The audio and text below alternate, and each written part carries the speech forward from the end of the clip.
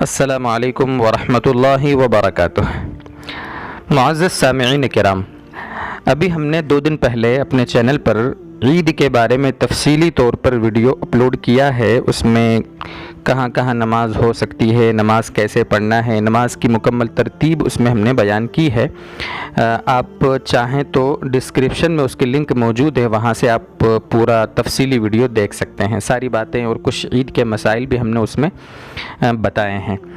اب یقینی بات تھی اور یہ ہم کو پتہ تھا کہ اس پر کمنٹس کچھ آئیں گے، اور جزئی طور پر چونکہ مختلف قسم کے لوگوں کے مختلف مسائل ہو سکتے ہیں، تو ہم نے کمنٹ پر ایک نگاہ دوڑائی جس میں 2-3 خاص طور سے سوالات جو قابل غور تھے، جو ایسے تھے کہ جن کا جواب دینا ہم نے ضروری سمجھا۔ ان میں سب سے پہلی بات تو یہ تھی کہ عید کی نماز میں اذان نہیں ہوتی۔ جیسے جمعے کے دن خطیب صاحب جب کرسی پر بیٹھتے ہیں تو ان کے سامنے اذان ہوتی ہے، اسی طرح جمعے میں ایک اذان پہلے تقریباً 12:30 پونے 1 بجے ہوتی ہے۔ تو عید کے دن کوئی بھی اذان عید کی نماز کے لیے نہیں ہوتی ہے، ٹھیک ہے۔ اسی طریقے سے اقامت بھی نہیں ہوتی ہے عید کی نماز میں، اس کا ہمیں دھیان رکھنا ہے۔ اور دوسری بات یہ ہے کہ جیسے بتایا تھا کہ عید کی نماز کے لیے 4 افراد کا ہونا شرط ہے، جمعے کی نماز کے لیے بھی اور عید کی نماز کے لیے بھی کم سے کم ایک امام ہو اور اسی طرح 3 بالغ مرد ہوں۔ عید میں بھی اور جمعے میں بھی یہ شرط ہے۔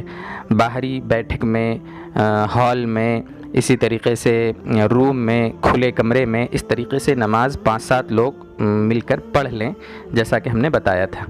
اس بارے میں کافی شدت اپنائی جا رہی ہے، ہمارے بعض حلقوں کی طرف سے، بعض احباب کی طرف سے یہ شدت بتائی جا رہی ہے کہ گھروں میں تو پاسبل ہی نہیں ہے عید کی نماز پڑھنا۔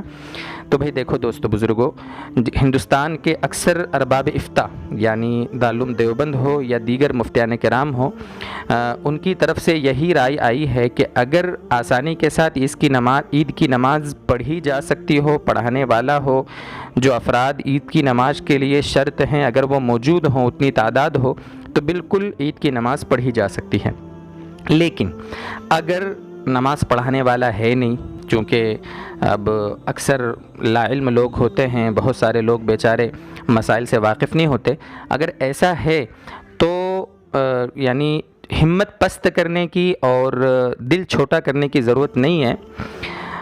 اگر ایسا ہے کہ نہیں پڑھانے والا کوئی ہے، یا یہ کہ 4 افراد سے کم ہیں، 3 لوگ ہیں، 2 لوگ ہیں، 1 لوگ ہیں، 1 شخص ہے، اگر ایسی حالت ہے تو وہ چونکہ ان کی نیت تو پختہ تھی نا کہ اگر عید کی نماز ہوتی تو یقیناً وہ مسجد میں یا عیدگاہ جاتے، نیت تو ان کی پکی تھی، لیکن حالات کی وجہ سے اور عذر کی وجہ سے، مجبوری کی وجہ سے، چونکہ یہ حالت پیش آئی ہے کہ وہ نہیں پڑھ سکتے، تو نیت کے مضبوط ہونے کی وجہ سے عمل چاہے نہ کیا ہو، یعنی عید کی نماز نہ پڑھی ہو، روایتوں سے یہ سمجھ میں آتا ہے کہ عمل کا پورا ثواب ملے گا۔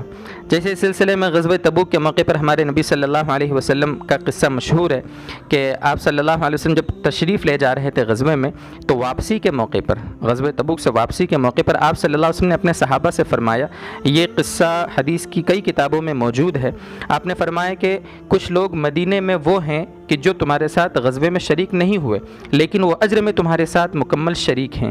کیوں شریک ہیں؟ اس وجہ سے کہ اللہ کے نبی صلی اللہ علیہ وسلم نے فرمایا حبسہم المرض یا حبسہم العذر، عذر کی وجہ سے وہ نہیں آ سکے، عذر کی وجہ سے، بیماری کی وجہ سے وہ غزوے میں شریک نہیں ہو سکے، لیکن نیت کی وجہ سے ان کو پورا ثواب ملا۔ اس لیے اگر کسی وجہ سے اگر عید کی نماز نہ پڑھ سکیں تو دوستو بزرگوں، روایتوں سے یہ سمجھ میں آتا ہے کہ عید کی نماز کا پورا ثواب ملے گا۔ بس وہ چاہیں تو اتنا کر سکتے ہیں کہ ایک مستحب نماز جو عید کے وقت میں پڑھی جاتی ہے، کسی کی اگر عید کی نماز فوت ہو جاوے یا نہ پڑھ سکے تو وہ یہ کہ چاشت کی نماز پڑھ لیں۔ چاشت کی نماز 2 رکعت 4 رکعت جتنی چاہے پڑھ سکتے ہیں، اس میں کوئی حرج نہیں ہے، وہ مستحب کام ہے، چاہے تو پڑھ لیں۔ ہو سکتا ہو اللہ کی ذات سے امید ہے کہ اسی عمل کی وجہ سے ان کو عید کی نماز کا ثواب مل جائے گا، ایسا سمجھ میں آتا ہے روایتوں سے۔ چاشت کی نماز کی نیت کیسے کریں گے؟ تقریباً 9 9 بجے کے قریب آپ 2 رکعت کر کے 4 رکعت یا 8 رکعت یا 12 رکعت جتنی چاہے پڑھ سکتے ہیں۔ نیت کرتا ہوں میں 2 رکعت نماز نفل چاشت کی اللہ کے واسطے، اللہ اکبر، بس اس طرح نیت کر لیں گے، اور جتنی چاہیں آپ 2 رکعت 4 رکعت 6 رکعت 8 رکعت 12 رکعت جتنی چاہے نماز پڑھ لیں۔ اس کے کافی فضائل روایتوں میں آئے ہیں۔ بس اتنی سی بات ہے، جھگڑنے کی ضرورت نہیں میرے دوستو۔ اگر مختلف دارالافتاؤں سے اور علماء سے الگ الگ باتیں آئیں تو آپ کی نگاہ میں جو آپ کو معتبر مفتی صاحب عالم صاحب لگیں آپ ان کی بات مان لیں، عمل کر لیں۔ نیگیٹو کمنٹ کرنا اور اسی طریقے سے ایک دوسرے پر کیچڑ اچھالنا، ایک دوسرے کو مطلب نیچے دکھانے کی کوشش کرنا، یہ ایک مسلمان کا شیوا نہیں ہوتا۔ اللہ تعالی ہم کو سمجھائے، اللہ تبارک و تعالی ہماری عبادتوں کو قبول فرمائے۔ وآخر دعوانا ان الحمد للہ رب العالمین۔